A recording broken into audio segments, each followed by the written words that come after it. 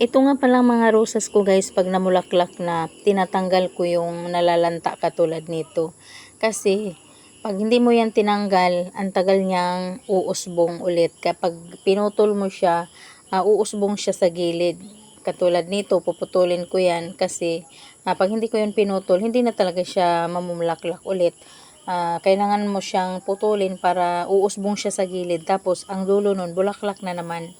Oo, ganyan ako pag nag-ano ako dito sa aking mga rosas. Katulad nito, ayan, pagbuka niyan, syempre pag nalanta na yan, puputulin ko kaagad yan sa kanyang puno ng bulaklak. Kasi pag pinutol mo yan, sa gilid nun, uusbong siya ulit.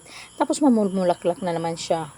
Ganyan ako guys, kasi natutunan ko yan nung dating nagtrabaho pa ako doon sa amo ko dati na ang dami talaga silang mga bulaklak tapos akong nag-aalaga. Ayan o, katulad niyan, pinutol ko, may umusbong na siya. Ganyan. Tinuro kasi ito nung pinagtrabahoan ko dati. Kasi pag hindi mo yan pinuputol, ano siya, parang tatanda na lang yung, yung sanga. Hindi na siya mamulaklak ulit. Magantay pa ulit kung kailan may bagong usbong na sanga. Ayan, ganyan ako. Ayan o, tingnan mo yung mga hindi na nag-usbong. Pinutol ko, tapos tinanim ko ulit. Ayan o, tumubo na din. O kasi medyo pag matanda na yung sanga, pwede mo na siyang putulin pag hindi na namulaklak. Tapos itusok mo din ulit dyan. Ayan, tutubo din yan. Tapos lilipat ko na naman yan ulit dun sa may mga paso. Ayan, ito namang baby's breath ko noong noong tag-init, hindi to namulaklak, para siyang nalalanta. Kaya ito ngayon kasi tuloy-tuloy ang ulan. Ayan, ang ganda ng tubo ng aking bulaklak na ang tawag nito ay baby's breath. Ayan, ang ganda nito, violet ang kulay at saka may halong white. Ayan o, tingnan mo, ang ganda. Ito naman, madami to, hiningi ko lang to sa kapatid ko. Tapos ito na nga, dumami na siya. Ito namang mga bumbills na to, galing ito ng Bohol. Nung dati nagpunta ako noong October doon sa tiyahin ko.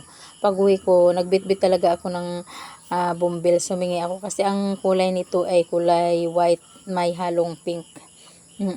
Para siyang rare ang kulay ng bulaklak niya. May white at saka pink. Ang ganda nito. Meron din siyang plain white. Hindi ko lang alam kung alin dito. Basta andyan, di ko naman tandaan, baka ito siguro ang kulay white na puro. Galing pa to ng Bohol guys. Ayan, sawa ng Diyos na buhay na. At ito naman galing din to ng Bohol. Ayan, ililipat ko lang din yan. Ayan o, diba, nabuhay na din. Pinagtiyagaan ko talagang dalhin yan, sobrang layo. At ililipat ko din yan pag makabili ako ng mapaglagyan ko.